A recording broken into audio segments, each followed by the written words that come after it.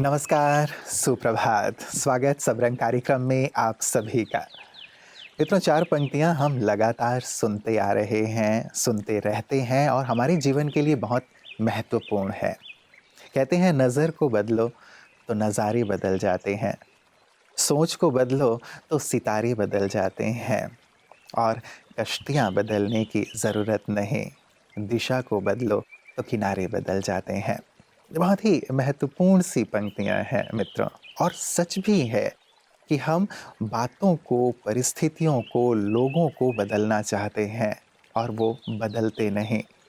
यदि हम खुद को बदल लें तो बदलाव शुरू हो जाता है, बदलाव आना प्रारंभ हो जाता है हमारे जीवन में भी और परिस्थितियां भी परिवर्तित होती चली जाती हैं। इसीलिए बहुत महत्वपूर्ण है कि हम अपनी सोच को, अपने नज़रिए को बदलें, तो वो बदलाव स्वतः हमें दिखाई देने लगेगा जो हम देखना चाहते हैं।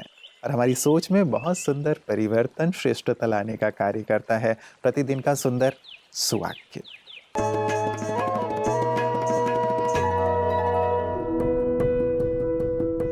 एहसास की गहराई उसकी सच्ची महसूसता है।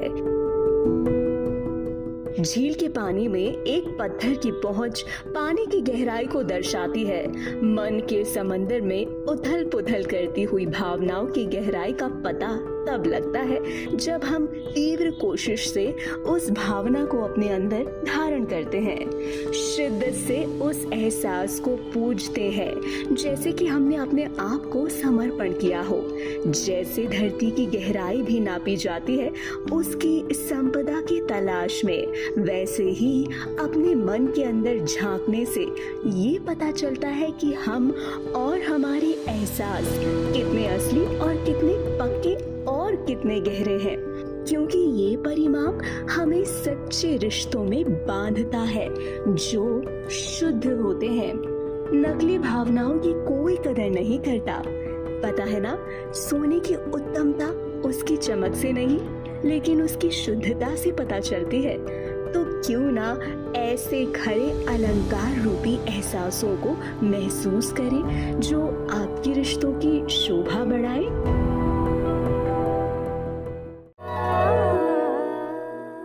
मित्रों, कहते हैं कि समय, सेहत और संबंध, इन पर कोई मोल तो नहीं लिखा होता, लेकिन जब हम इन्हें खो देते हैं तब इनके वास्तविक मोल का हमें एहसास होता है।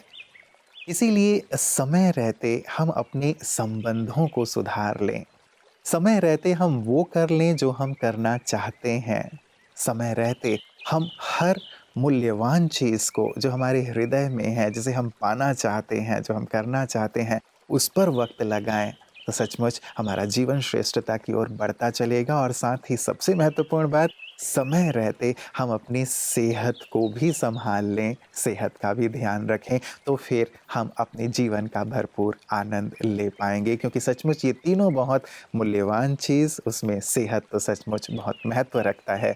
और यही कारण है कि आपकी सेहत आपके हाथ में, हम आपके लिए रोज़ ही कुछ नई सुंदर सी बात और जानकारी लेकर आते हैं। ओम शांति फ्रेंड्स। दोस्तों, एक कॉमन कंडीशन आपने सुनी होगी, non alcoholic fatty liver disease. आजकल ये फैटी लिवर डिजीज़ बढ़ती जा रही है, किंतु जिनमें अधिकतर तो ये देखने में आता है जो अल्कोहल लेते हैं ना, शराब ज़्यादा मात्रा में पीते हैं, उनका लिवर ख़राब होता है। किंतु जो अल्कोहल लेते ही नहीं, शराब पीते ही नहीं है, या बहुत कभी कभी ओकेजनली शराब पीते हैं, उनमें भी लिवर ख़राब हो सकता है दोस्तों। स्पेशली जो ओबीज़ लोग हैं ना, जो मोटापा, जिनका ओवरवेट लोग हैं, जिनके अंदर डायबिटीज़ है या इंसुलिन ज़्यादा है तो भी हमारी बॉडी की सेल्स इंसुलिन को ले नहीं पा रही हैं। तो क्या होता है इसमें, non alcoholic fatty liver disease में हमारी जो लिवर की सेल्स हैं उनमें फैट स्टोरेज होने लगती है, और फैट स्टोरेज होने से हमारा जो है लिवर का फंक्शन ख़राब हो जाता है। और कई बार हमारा जो लिवर जो है वो रिएक्शन करता है फैट से, तो सूजन आनी शुरू हो जाती है, इन्फ्लेमेशन ऑफ लिवर सेल्स, जिससे एक बीमारी हो जाती है, उसको हम कहते हैं नैश, नॉन अल्कोहलिक स्टेटोहेपेटाइटिस। 5 से 12% केसेस में अल्टीमेटली सिरोसिस हो जाता है, अर्थात लिवर सिकुड़ जाता है और जिससे हमारा पोर्टल हाइपरटेंशन होकर के हमारे इसोफेजियल वेरिसेस बन जाते हैं। इसोफेगस के नीचे वाली नसें फूल जाती हैं और वेरिसेस बनने के कारण से अचानक कभी हाथों में से ब्लीडिंग हो सकती है, वहाँ से ब्लीडिंग होकर के पेट में ब्लीडिंग जा सकती है या उल्टी, खून की उल्टी आ सकती है और बहुत खतरनाक हो सकती है। और साथ साथ हमारी तिल्ली बढ़ जाती है और पेट में पानी आ जाता है और ये कई बार एंड स्टेज लीवर डिजीज़ में पहुँच जाती है, लीवर फेलियर हो जाता है और कई बार लीवर कैंसर भी हो सकता है दोस्तों। तो धीरे धीरे बीमारी बढ़ती जा रही है भारत में भी और विदेशों में, स्पेशली यूएसए में तो क्योंकि मोटापा जहाँ बढ़ता जा रहा है, डायबिटीज़ बढ़ती जा रही है, लाइफस्टाइल डिजीज़ स्पेशली जो स्ट्रेस इंड्यूस्ड ये डिजीज़ हैं, जहाँ तनाव ज़्यादा रहता है, टेंशन आज के समाज में बढ़ती जा रही है, खान पान हमारा रिच होता जा रहा है, हाई फैट, हाई शुगरी और साथ में कोलेस्ट्रॉल लेवल ज़्यादा रहते हैं, स्पेशली ट्राइग्लिसराइड लेवल ज़्यादा रहते हैं, उनको ये चांसेस अधिक हैं। जो सीडेंटरी लाइफस्टाइल वाले लोग हैं उनको ज़्यादा होता है और ये चीज़ें सब आज के समाज में बढ़ती जा रही हैं। भारत में भी संख्या कम नहीं है, बहुत है। तो हमें ध्यान रखना है दोस्तों, अपने आप स्ट्रेस को कंट्रोल करें, डेली मेडिटेशन करें और प्रॉपर डाइट, हेल्दी डाइट जिसमें ज़्यादा मात्रा में फ्रूट्स हैं, वेजिटेबल्स हैं और सलाद ज़्यादा मात्रा में आप खाएं, कार्बोहाइड्रेट्स, फैट्स को अवॉइड करें, अपने ट्राइग्लिसराइड को कम करें, चीनी, गुड़, शक्कर की चीज़ें, कोल्ड ड्रिंक्स पीना बंद करें और सिंपल डेली आप कम से कम एक्सरसाइज 1 घंटा सुबह कर लें, डेली हैबिट बना लें, अपने वेट को मेंटेन करें, तो देखेंगे आप इस दोनों बीमारी से बच सकेंगे और अपने लीवर को की प्रोटेक्शन कर सकेंगे और एक लंबी लाइफ आप जी सकेंगे। ओम शांति। मित्रों, हम सब बड़े सौभाग्यशाली हैं कि अलग अलग क्षेत्र के गणमान्य लोग जो शिखर पर हैं वो अपने अनुभव हमारे साथ प्रतिदिन साझा करते हैं और कुछ ऐसी बातें हमें सुना जाते हैं जो सचमुच हमारे लिए बहुत काम की हैं। बचपन में हम सब ने राजा रानी की कहानी सुनी हुई है। आज मैं इसकी चर्चा इसलिए कर रहा हूँ क्योंकि हमें लगता था कि राजा रानी ऐसे होते होंगे, ऐसे होते होंगे। अलग अलग क्षेत्रों के लोग तो हमें अब तक अपने अनुभव सुनाते आ रहे हैं, लेकिन आज सचमुच में एक महारानी हमारे साथ अपने अनुभव लेकर आ रही हैं। आप हैं मध्य प्रदेश छतरपुर से महारानी कविता सिंह जी। आइए सुनते हैं उनके सुंदर प्रेरक अनुभव।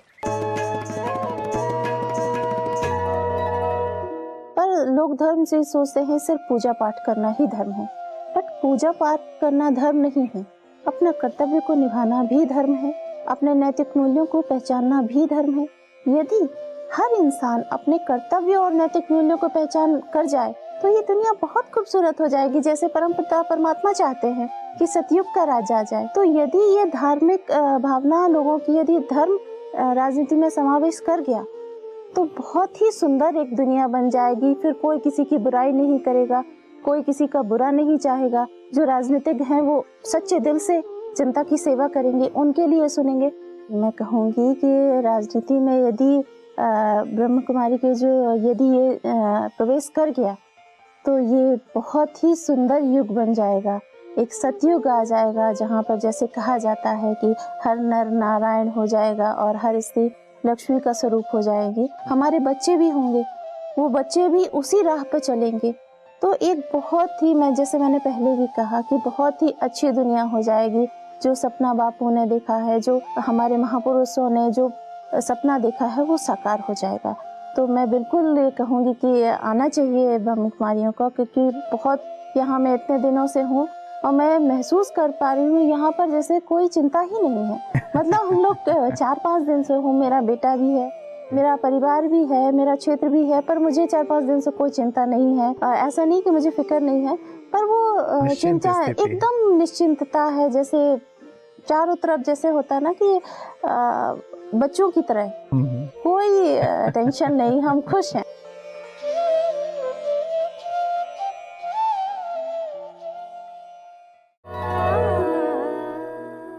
मित्रों, जब विशिष्ट जनों को देखते हैं या फिर ऐसे बड़ों को, महाराजा महारानी को, हमें लगता है कि कितने भाग्यशाली हैं, कितने नसीब वाले हैं। क्या हमें भी कभी ऐसा नसीब प्राप्त होगा? तो मित्रों, अध्यात्म हमें ये सिखाता है कि कर्म से कुछ भी प्राप्त किया जा सकता है, कोई भी चीज़ असंभव नहीं है। यदि हम श्रेष्ठ कर्म करें, लगातार परिश्रम करें, एक अच्छी योजना के साथ आगे बढ़ें तो हम भी निश्चित रूप से शिखर पर पहुंचेंगे और लाखों लोगों के लिए प्रेरणा के स्रोत बन जाएंगे। लेकिन ये कैसे किया जा सकता है? कैसे अपने जीवन में उस संयम, उस नियम और साथ ही साथ उस धैर्यता को लाया जा सकता है जिसकी बहुत ज़रूरत होती है वहाँ तक पहुँचने के लिए, ये सिखाता है आध्यात्म। और यही आध्यात्मिक ज्ञान ब्रह्मा कुमारी ईश्वरीय विश्वविद्यालय सबको प्रदान कर रहा है और उनकी इन सेवाओं को हम देखते हैं पीस न्यूज़ हाइलाइट्स में। फरीदाबाद संजय एनक्लेव में आजादी की अमृत महोत्सव के अंतर्गत ब्रह्मा कुमारीज द्वारा नई पीढ़ी के लिए नया कदम उठाया गया। बदलते परिवेश में बच्चों में बढ़ती मानसिक बीमारियां और गिरते नैतिक मूल्य को जीवन में फिर से कायम करने के लिए ब्रह्मा कुमारी फरीदाबाद द्वारा 5 दिवसीय समर कैंप का आयोजन किया गया।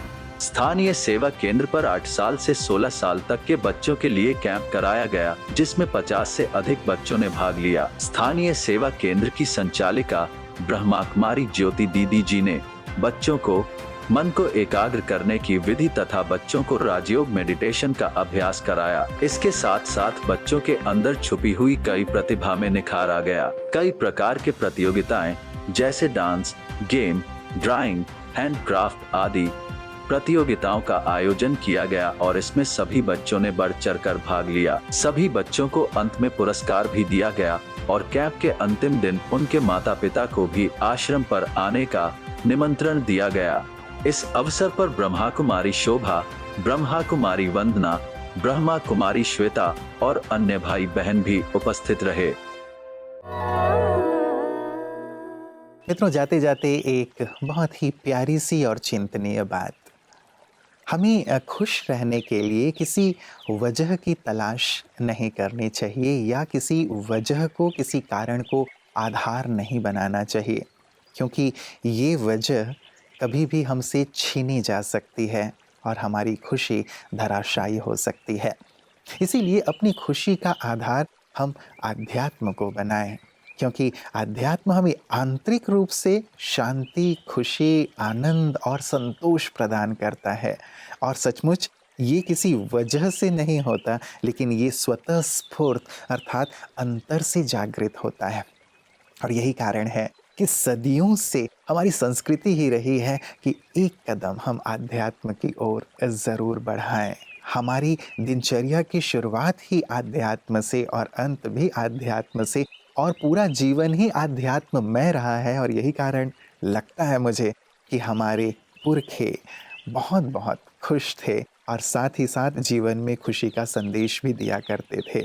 आइए हम भी अपनी व्यस्ततम जीवन में कुछ पल आध्यात्म के लिए ज़रूर निकालें, ताकि ये जो खुशी है, संतोष है, वो अंदर से निकले, ना कि बाहर की वजहों से हम अपने आप को खुश करें। इस पर ज़रूर चिंतन कीजिएगा। कल पुनः इसी वक्त आप सबसे मुलाकात होगी।